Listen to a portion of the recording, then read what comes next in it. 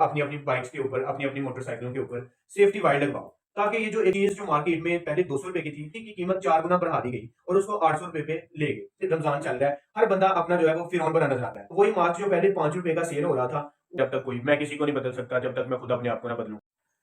अस्सलाम वालेकुम, मेरा नाम जवाद अली हैदर है और आप देख रहे हैं मेरा यूट्यूब चैनल। आज हम बहसीयत कौम कहाँ पे खड़े हैं। चंद दिन पहले एक वाकया होता है फैसलाबाद में, जिसमें एक लड़का जो कि दौड़ लगने की वजह से इस दुनिया से रुखसत हो जाता है।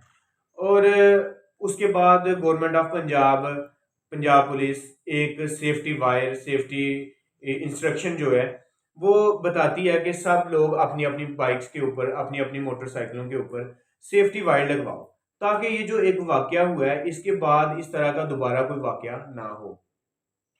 लेकिन होता क्या है कि वही वायर जो पहले 200 रुपए की आ रही थी, वो मार्केट में 800 रुपए की सेल होना शुरू हो जाती है। ये हमारे अखलाक की पस्ती है और हमारे अखलाकियात का ये हाल है कि एक चीज़ जो मार्केट में पहले 200 रुपए की थी और जब कौम को इस चीज़ की ज़रूरत पड़ी तो उसी की कीमत 4 गुना बढ़ा दी गई और उसको 800 रुपए पे ले गए।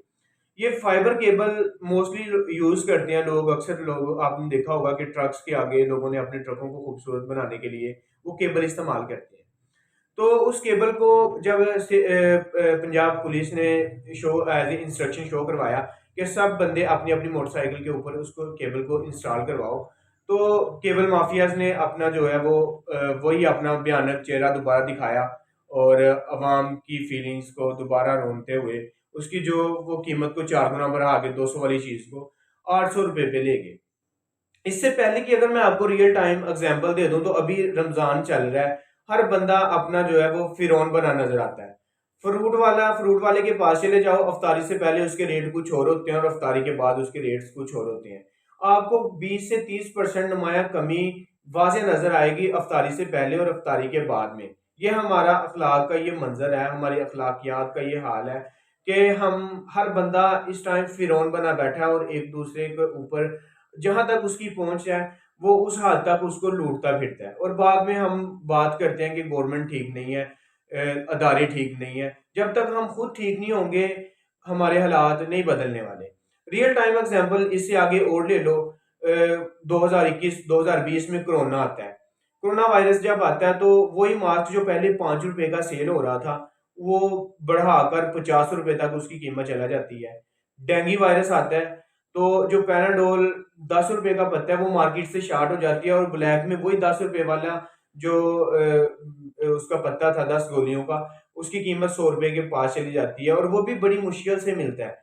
हमारी पस्ती का ये आलम है कि अगर हम किसी पंचर वाले के ऊपर इतबार करके उसके पास बाइक खड़ी करके कहीं चले जाते हैं कि यार हमारी मोटरसाइकिल का पंचर लगवा दो, वो एक पंचर के 3 बना देगा।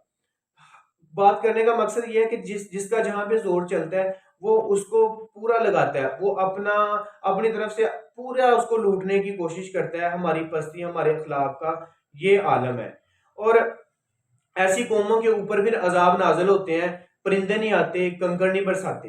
परिंदे तब आते हैं जब खुदा रखता हो और अपनी अवाम की जो है वो खिदमत करता हो। ठीक है, हर बंदा बात करने का मकसद ये है कि अभी पेट्रोलियम मसनूआत में इजाफा हो रहा है और हमारी बस्ती का ये आलम है कि बजाय कि जब पेट्रोलियम मसनूआत में इजाफा होता है तो लोग एहतजाज के लिए बाहर निकलें, गवर्नमेंट के आगे अपना एहतजाज रिकॉर्ड करवाएं, बजाय इसके कि एहतजाज रिकॉर्ड करवाएं वो अपनी मोटरसाइकिलें, अपनी गाड़ियां लेकर निकल जाते हैं और अपनी मोटरसाइकिल और अपनी गाड़ियों के जो टैंक हैं वो रीफिल करवा लेते हैं कि यार मेरा 100 रुपया बच जाए, 200 रुपया बच जाए, 500 रुपया बच जाए। इसके ऊपर ये नहीं देखते कि यार हम अपना एहतजाज रिकॉर्ड करवाएं और इसको जो है वो एक उस डायरेक्शन में लेके जाएं, दुरुस्त डायमेंशन में इसको लेके जाएं।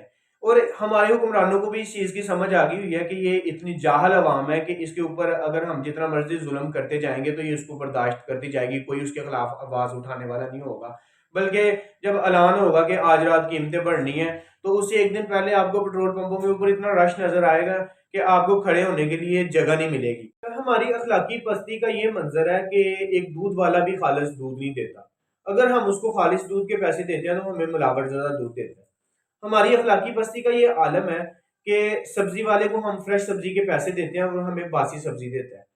फ्रूट वाले का ये सिस्टम है, फ्रूट वाले का ये आलम है कि हम उससे फ्रूट लेने जाते हैं और वो फ्रेश फ्रूट के बजाय हमें खराब फ्रूट हमें शॉपर में डाल के दे देता है। हम हमारा जहां तक बस चलता है, हर बंदा एक दूसरे को उल्लू बनाने की शक्ल में लगा हुआ और बाद में बड़े फख्र से बताएगा जनाब मैंने ये कर दिया, मैंने वो कर दिया। इस तरह से कौमें नहीं बनती। जिन कौमों ने इस दुनिया पे आज अपने पाँव पे खड़ी हुई हैं, उनकी आप एग्जाम्पल ले लो।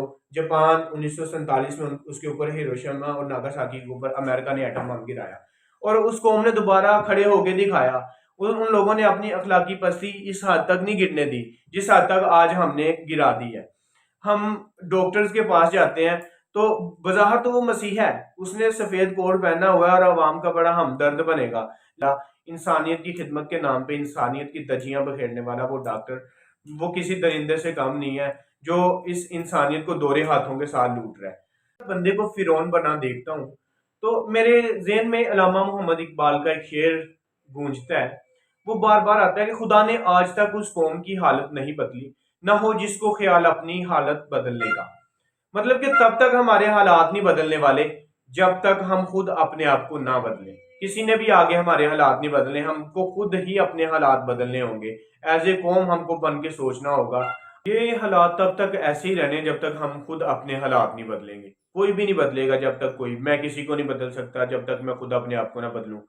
तो हम सबको एज ए कौम ये सोच के चलना चाहिए कि हम खुद बदलेंगे, कल से नहीं बल्कि आज से ही इसको शुरू करेंगे। एक दूसरे की मदद करेंगे, एक दूसरे को साथ लेकर चलेंगे। तो आज का मेरा जो टॉपिक था वो यही है कि इस तरह की कौमों पर परिंदे नहीं आते और ना ही कंकर बरसाते हैं।